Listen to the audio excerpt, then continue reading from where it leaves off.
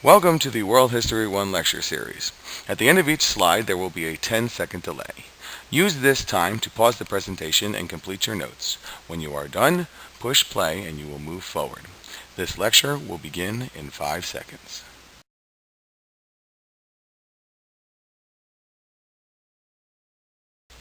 Welcome to World History 1 Lecture 2.1 on the foundations of civilization, and the foundation of American civilization is this guy, Arnold.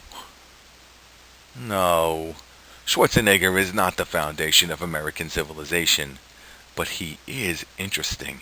You see, some of us know Arnold as an athlete, and some of us know Arnold as a movie star, and some of us know Arnold as a politician. So the question becomes, how do we define this guy? Is he the muscle man from his time bodybuilding when he became Mr. Universe? Is he the lone warrior in his first major movie role as Conan the Barbarian, strong but just? Or is he the machine programmed to do either really bad or really good things like in The Terminator? Or perhaps he's the family man trying to reunite with his long-lost brother and twins? Or he's the politician, the leader, the governator? Well, it's really hard to define Arnold, and more importantly, is there a pattern here? Does he go from brawn through different types of movies that get more sophisticated to the governor? This is the same thing we will see as we start talking about civilization. Defining what a civilization is going to take us time, and we're going to need to look at many examples to understand how civilizations start, how they develop, how they get to their height, how they fall, and how they rebuild. With that said, let's go to the next slide.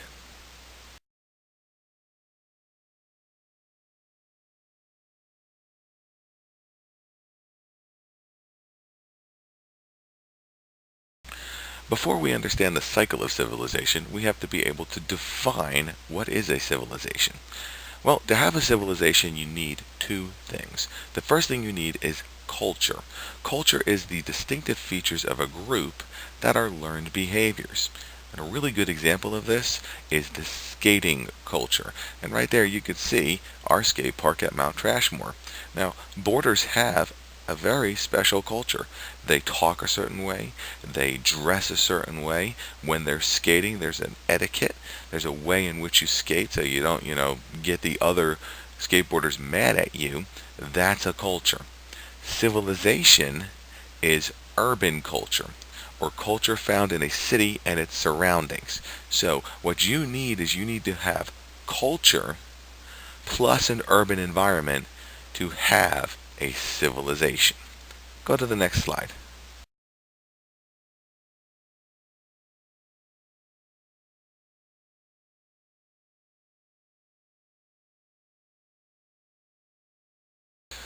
Now that we've defined the term civilization, let's look for characteristics that we find in most civilizations.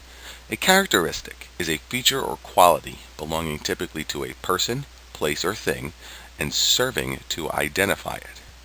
Well, what does that mean? Let's look at an example from our country. Here we have the United States Constitution. And as you've learned, we use the Constitution to organize our government and to basically limit how our government will operate. We've written down the laws regarding how our government runs. That is a characteristic in many modern Western countries like the United States. Places like Canada and Germany, Great Britain and Australia have all written down how their government will be organized. That's a characteristic you will find in almost all Western countries. So what are some other characteristics? Proper geographic setting, organized government, development of urban society, organized religion, division of labor, and class structure. To get examples of each, we're going to look at the United Kingdom, England. England sits on an island, it's well protected, proper geographic setting. England has a monarchy, a queen, and parliament. The commoners who run the government, that's an organized government. England has an urban society in many places: London, Manchester, Liverpool, Leeds. England has an organized religion. It's called Anglicanism. There's actually a Church of England. England has division of labor. There are all different types of jobs in English society, and England has the most famous class structure of them all, the British monarchy. There's royalty, and then there's everybody else. Those are the characteristics of a civilization. Go to the next slide.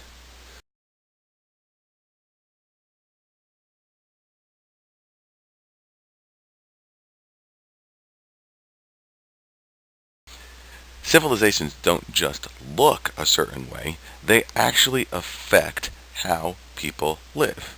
An effect is a change that is a result or consequence of an action or other cause. And you can see that in our original example about the United States Constitution. We have an organized government not just in Washington, but in our city. And one of the laws they've passed is the Don't Swear on the Oceanfront law. That's part of a system of laws created by our organized government to keep the peace. So there are many effects of a civilization, and these are some of the effects. You have growths of settlements into city-states, kingdoms, and empires. We create a system of laws, just like we talked about in the example above. You have the growth of different types of people working in different types of jobs. You have artisans, scribes, tradesmen, and you even have international trade. People are writing things down, people are making things, and people are trading with other places. Finally, you have the creation of defined roles for rulers, priests, nobles, merchants, and slaves. We have individual jobs that are important to the civilization that have a defined need. This is what they're doing for a reason. Go to the next slide.